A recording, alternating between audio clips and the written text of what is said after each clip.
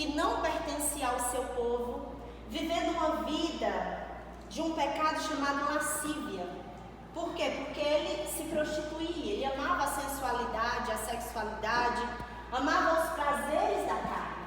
E a gente sabe muito bem, como diz aqui em Isaías 59:2, que o pecado ele faz separação entre nós e nosso Deus.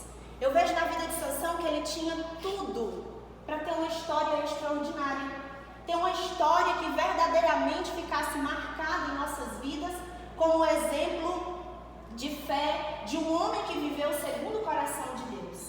Mas ele preferiu dar legalidade, né, e abertura aos prazeres da carne do que a presença do Senhor, né? E a gente sabe que o pecado, ele vai gerar na vida de qualquer ser humano a morte, vai gerar em nossas vidas uma consequência. E muitas vezes essa consequência, na maioria das vezes, ou todas as vezes, vai ser uma consequência árdua, dolorosa, difícil, porque nós pagamos por causa das nossas ações, dos nossos pecados, das nossas falhas, das nossas transgressões. E a palavra de Deus, ela vai relatar que o Senhor, ele tinha algo para fazer através da vida de Sansão.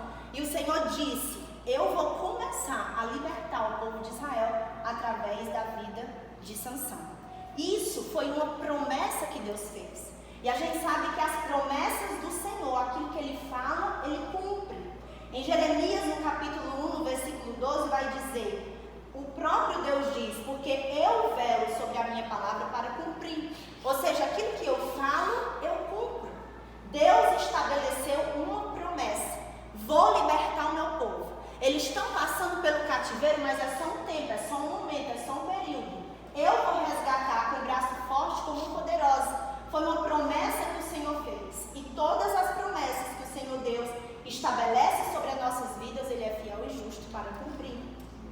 No livro de Números, no capítulo 23, 19 vai falar: porque não sou homem para que minta, e nem filho do homem para que se arrependa. Aquilo que eu prometo, eu cumpro. Então Deus tinha uma promessa para o povo de Israel: vou libertá-los, né? O pastor fala, apesar da vida de Sansão, apesar da vida a qual ele vivia, da conduta dele, da prática dele, o Senhor estabeleceu a sua promessa. E é bem aí que eu entro em um parêntese para a nossa vida. É muito bom, é muito importante a gente ser usado pelo Senhor, ser instrumento de Deus sobre a terra. É muito bom, é maravilhoso. Mas eu quero abrir um parêntese para dizer algo. Deus, Ele promete e Ele cumpre. Mas eu creio, assim como a palavra de Deus fala, eu creio que Deus, Ele quer muito mais de nós. Não quer somente nos usar como um instrumento, mas Ele quer das nossas vidas um relacionamento.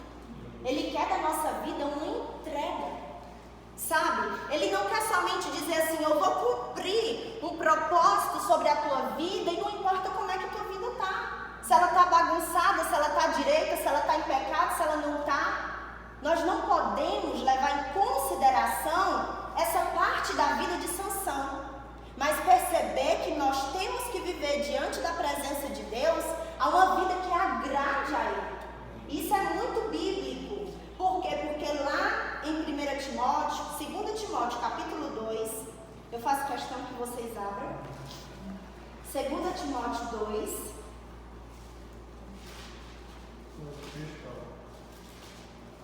No versículo 4.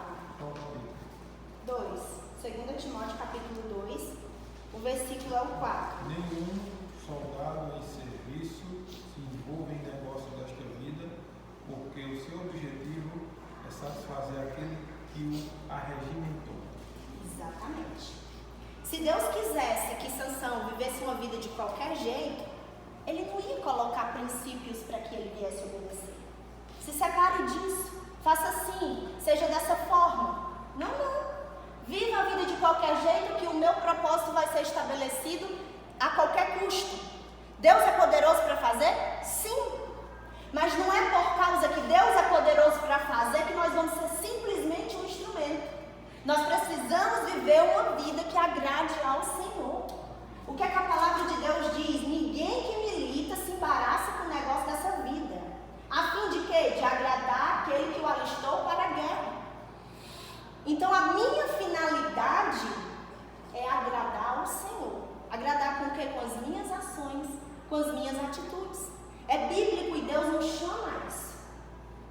poderia ter vivido uma vida assim, mas ele deu prioridade à carne, ele deu prioridade aos prazeres, ele deu prioridade à satisfação das suas vontades, em grande parte. No fim, ele se levantou com fé, mas a sua caminhada foi uma caminhada que, na maioria das vezes, não agradou ao Senhor. E a palavra de Deus